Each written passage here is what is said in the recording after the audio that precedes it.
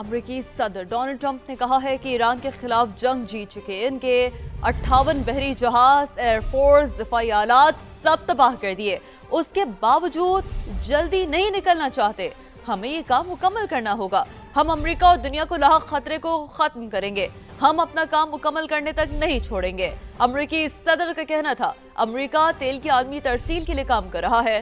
آئی ای اے نے 400 million barrel تیل release کرنے پر اتفاق کیا ہے، جس کی وجہ سے تیل کی قیمتیں نمایاں طور پر کم ہوئی ہیں۔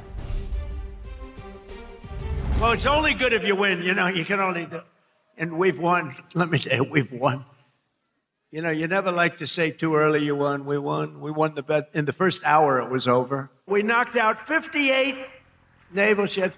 We knocked out their navy. But they also knocked out the mine layers, and we knocked out 31 of them. Over the past 11 days, our military has virtually destroyed Iran. Their air force is gone, totally gone. That took the better part of about 3 hours.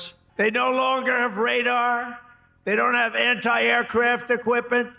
They don't have anything. Their missiles are down 90%.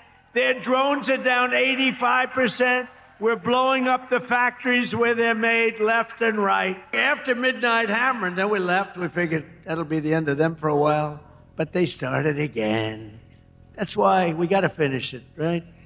We don't want to go back every 2 years. And oil prices are already coming back down, and it's going to come down. But we're not leaving until that job is finished, and it's going to be very fast. My administration, as you know better than anybody, is also working to keep the oil flowing. It's flowing all over.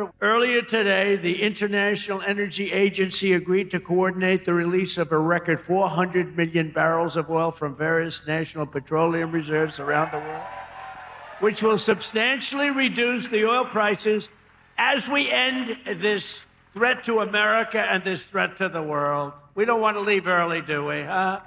We got to finish the job, right? امریکی صدر Donald Trump نے کہا ہے کہ ایران کے خلاف امریکہ کی جنگ میں ہم بہت اچھی صورتحال میں ہیں۔ آبنائے ہرمز پر بھی بھرپور نظر ہے۔ امریکہ اب فری رینج کی طرح ایران میں کارروائی کر رہا ہے۔ جوائنٹ بیس اینڈریوز پر میڈیا سے گفتگو کرتے ہوئے ان کا کہنا تھا کہ اہم یہ ہے کہ جنگ جیتنی ہے، جلد اور فیصلہ کن جیت، تاکہ ایران دوبارہ اپنی فوجی اور بنیادی ڈھانچے کی صلاحیتیں حاصل نہ کر سکے۔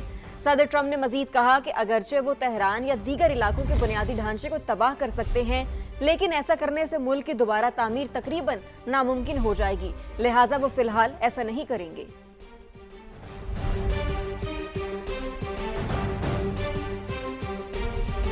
اقوام متحدہ کی سلامتی کونسل میں پڑوسی ممالک پر ایران کے حملوں کے خلاف مذمتی قرارداد منظور کر لی گئی۔ قرارداد کو 135 ممالک کی حمایت حاصل تھی۔ قرارداد کے حق میں 13 ارکان نے ووٹ دیا۔ روس اور چین نے ووٹنگ میں حصہ نہیں لیا۔ قرارداد کے مطابق ایران کے حملے عالمی امن کے لیے خطرہ ہیں۔ قرارداد میں خلیج فارس میں عالمی جہاز رانی کو خطرے میں ڈالنے کی مذمت کی گئی۔ قرارداد بحرین نے خلیجی ممالک اور اردن کی حمایت سے پیش کی ہے۔ پاکستان نے قرارداد کے حق میں ووٹ دیا۔ بحرین کے مندوب نے کہا قرارداد کا منظور ہونا یہ ظاہر کرتا ہے کہ بین الاقوامی برادری ایران کے حملوں کو ناقابل قبول اور بین الاقوامی قانون کی خلاف ورزی قرار دیتی ہے۔ امریکی مندوب نے کہا ایران کی جانب سے پڑوسی ممالک کو یرغمال بنانے کی پالیسی ناکام ہو گئی۔ ایرانی رجیم ایٹمی ہتھیار حاصل نہیں کر سکتی۔ روسی مندوب بولے مشرق وسطی میں موجودہ صورتحال پر افسوس ہے، کسی ملک کی شہری آبادی پر حملہ ناقابل قبول ہے۔ انہوں نے اسرائیل اور امریکہ کی ایران پر جارحیت نامناسب قرار دی۔ چینی مندوب نے کہا مشرق وسطی میں سویلین انفراسٹرکچر پر حملے فوری بند کیے جائیں۔ یہ جنگ ہونی ہی نہیں چاہیے تھی۔ فوری طور پر فوجی کارروائیاں بند کی جائیں۔ تنازع کا حل مذاکرات سے ہی ممکن ہے۔ سلامتی کونسل میں قرارداد پر ایران کا سخت رد عمل۔ ایران کے مستقل مندوب نے کہا کہ کونسل میں سیاسی مفادات کو UN چارٹر پر فوقیت دی گئی۔ قرارداد ایران کے خلاف واضح ناانصافی ہے۔ امریکہ اور اسرائیل نے ایران پر جارحیت کی ہے۔ ایرانی مندوب نے کہا کہ قرارداد زمینی حقائق کو مسخ کر رہی ہے۔ موجودہ بحران کی اصل وجوہات کو نظر انداز کیا گیا۔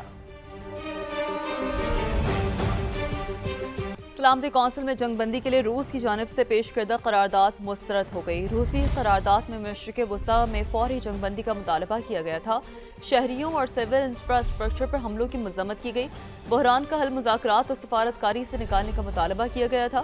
قرارداد کو مطلوبہ 9 ووٹ حاصل نہ ہو سکے۔ ووٹنگ کے بعد اقوام متحدہ میں روس کے سفیر نے کہا سلامتی کونسل نے جنگ فوری روکنے کا واضح مطالبہ مسترد کر دیا ہے.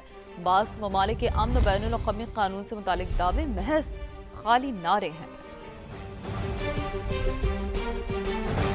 امریکی صدر کے دعووں کے باوجود عالمی منڈی میں تیل کی قیمتیں کم نہ ہوئیں. IAEA نے 400 ملین بیرل تیل ریلیز کرنے کا اعلان کیا تھا. امریکی کروڈ آئل $93.18 فی بیرل پر ٹریڈ ہو رہا ہے، جبکہ برطانوی کروڈ آئل کی قیمت $98 سے اوپر چلی گئی ہے. تیل کی فی بیرل قیمت $200 تک پہنچنے کے لیے تیار ہو جائیں. ایران کی پالیسی اب پے در پہ حملے ہوگی.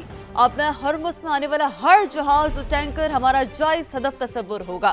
پاسدارانہ انقلاب نے دھمکی دے دی، کہا تیل کے ایک قطرے کو بھی گزرنے کی اجازت نہیں دیں گے. ایران نے گوگل، ایمیزون اور مائکروسافٹ سمیت کئی امریکی ٹیکنالوجی کمپنیوں کو بھی جائز ہدف قرار دے دیا. دفاتر اور ڈیٹا سینٹرز کی فہرست جاری کر دی. کہا دشمن کے ٹیکنالوجی انفراسٹرکچر کو نشانہ بنانے کی تیاری کر رہے ہیں. ایران کے اسرائیل پر جوابی حملے. حزب اللہ کے ساتھ مل کر سینکڑوں راکٹ داغ دیے. تل ابیب سمیت پوری صہیونی ریاست میں سائرن بج اٹھے. آئرن ڈوم ایرانی میزائل روکنے میں ناکام. صہیونی شہروں میں بھگدڑ مچ گئی. مشرق وسطی پر بھی حملے جاری. عراق کے قریب سمندر میں 2 غیر ملکی آئل ٹینکر پر حملہ. آگ بھڑک اٹھی. عملے کا ایک رکن ہلاک، 25 کو بچا لیا گیا. حکام کے مطابق ریسکیو ٹیمیں آگ پر قابو پانے کی کوشش میں مصروف. گزشتہ روز بھی 3 جہازوں کو نشانہ بنایا گیا. سعودی عرب کا 3 بیلسٹک میزائل اور 18 ڈرونز گرانے کا دعویٰ. عراق اور بحرین میں بھی امریکی اہداف پر ڈرونز حملے. قطر نے بھی 2 بیلسٹک میزائل تباہ کیے. ایران پر امریکہ اور اسرائیل کے وحشیانہ حملے جاری. تازہ حملوں میں پاسدارانہ انقلاب کے کرنل سید ابراہیم سمیت مزید 9 افراد جاں بحق. تہران کے مختلف علاقوں میں انفراسٹرکچر کو نشانہ بنایا گیا. مہر آباد ایئرپورٹ کے قریب زوردار دھماکے سنے گئے. لبنان پر بھی اسرائیل کی جارحیت جاری ہے. بیروت میں خوفناک حملے. 8 شہری شہید ہوئے، 17 زخمی ہو گئے. لبنانی وزارت صحت کے مطابق علاقے میں امدادی کارروائیاں جاری ہیں. زخمیوں اور شہداء کی تعداد بڑھنے کا خدشہ.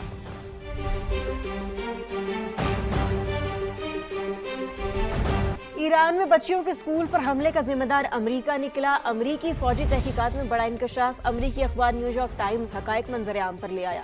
اخبار کے مطابق میناب میں سکول پر حملہ ہدف کے تعین کی غلطی تھی. میزائل حملے کے لیے پرانے ڈیٹا کا استعمال کیا گیا جو غلطی کا باعث بنا.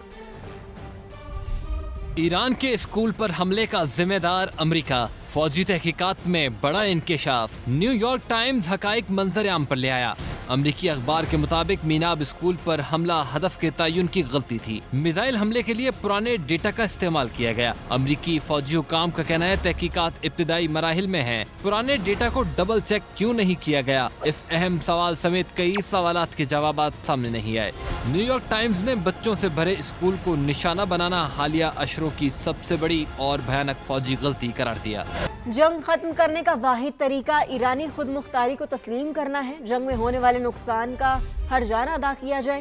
ایرانی صدر مسعود پزشکیان کا بیان. سوشل میڈیا پر لکھا مستقبل میں کسی بھی جارحیت کے خلاف مضبوط بین الاقوامی ضمانتیں دی جائیں. امریکہ اور اسرائیل نے خطے میں جنگ کی آگ بھڑکائی. پاکستانی اور روسی رہنماؤں سے مثبت بات چیت ہوئی. دونوں رہنماؤں سے خطے میں امن کے لیے ایرانی عزم کا اعادہ کیا.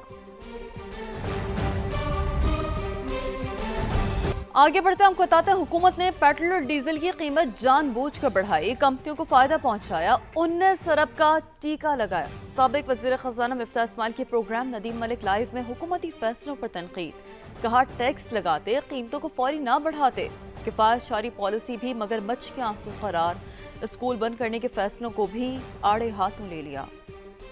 سرکار نے 20 روپے ٹیکس بڑھایا ہے اور 35 روپے پرائز بڑھائی ہے کمپنی. بیسٹ یہ ہے کہ بہت بڑی غلطی کی ہے اور ورسٹ یہ ہے کہ جان بوجھ کر کیا گیا ہے. کوئی سینس نہیں تھا کمپنیوں کو فائدہ دینے کا. یہ کتنے ارب کی پکی بنتی ہے جی؟ 19 ارب روپے. نواز شریف صاحب کہتے ہیں کہ میں اپنے پی ایس ڈی پی کو 50% پہ فریز کر رہا ہوں. اسی طرح صوبے جو ہے نا وہ بھی کہہ دیتے ہیں کہ ہم اپنا پی ایس ڈی پی جو ہے صوبوں کا ADB جس کو بولتے ہیں وہ ہم 50% پہ فریز کر رہے ہیں. یہ جو ہے نا یہ مگرمچھ کے آنسو ہیں کہ ہم سیلری کو 25% کاٹ دیا، یعنی کہ 4 لاکھ روپے 3 لاکھ روپے وہاں سے کاٹ دیے اور 25 کروڑ روپے آپ MNAs کو پھر بھی دے رہے ہیں. آسٹیرٹی کے نام پہ جو ایک میجر لیا ہے میں سمجھتا ہوں بہت غلط ہے. یہ انہوں نے اسکولیں بند کر دی. 2025 میں پورے اسکول ایئر میں پنجاب میں صرف 135 دن اسکول لگی. 31 مارچ تک چھٹی دے دی. کبھی بسنت آتی ہے ہم چھٹی دے دیتے ہیں, عید تو خیر ہم دیتے ہی ہیں, اس کے بعد اسموگ ہو گئی چھٹی دے دی, کرکٹ کا میچ ہوا چھٹی دے دی. مجھے بتائیں کہ کون سے گاؤں کے اندر یہ بچے گاڑیوں میں بیٹھ کے اسکول جاتے ہیں یا دیہاتوں میں. دنیا بھر میں یہ ہے کہ آخر تک اسکول بند نہیں ہوگی اور سب سے پہلے اسکول کھلے گی. ہمارے یہاں الٹی گنگا بندی کی کچھ بات ہوئی اسکول بند کر دو.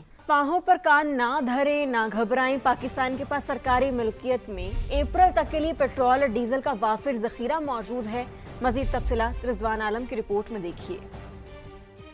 مشرق وسطی میں کشیدگی, ملک میں پیٹرول اور ڈیزل وافر مقدار میں موجود. پی ایس او کی رپورٹ کی تفصیلات سما کو موصول ہو گئیں. پاکستان اسٹیٹ آئل کے مطابق پیٹرولیم مصنوعات کا 20 دن سے زائد کا ذخیرہ موجود. نجی کمپنیز کے پاس بھی وافر مقدار موجود ہے. قلت سے متعلق غلط معلومات پھیلائی جا رہی ہیں. رپورٹ میں بتایا گیا کہ عمان سے رواں ماہ کے لیے پیٹرول کے 2 کارگو خریدے جا چکے ہیں جو شیڈول کے مطابق آئیں گے. حکومتی معاونت سے سعودی عرب سے بھی پیٹرول کا کارگو حاصل کر لیا گیا. ایک اور جہاز اپریل کے پہلے ہفتے کے لیے خریدا جا چکا ہے. 10 مارچ کو کھولے گئے ٹینڈر پر 25 اپریل کو پیٹرول کا دوسرا کارگو مل جائے گا.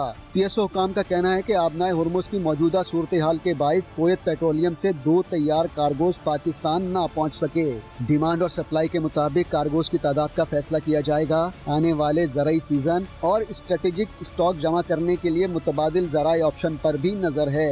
سید رضوان عالم, سما, کراچی. اسرائیل کی سفاکیت ماہ مقدس میں مسجد اقصی کے دروازے مسلمانوں پر بند کر دیے. 8 اسلامی ممالک کی شدید مذمت. پاکستان, مصر, اردن, متحدہ عرب امارات, انڈونیشیا, ترکی, سعودی عرب اور قطر کے وزرائے خارجہ کا مشترکہ بیان جاری کر دیا گیا. بیان میں کہا ہے کہ اسرائیل کی جانب سے ماہ رمضان میں مسجد اقصی کے دروازے مسلمانوں کے لیے بند کرنا قابل مذمت ہے.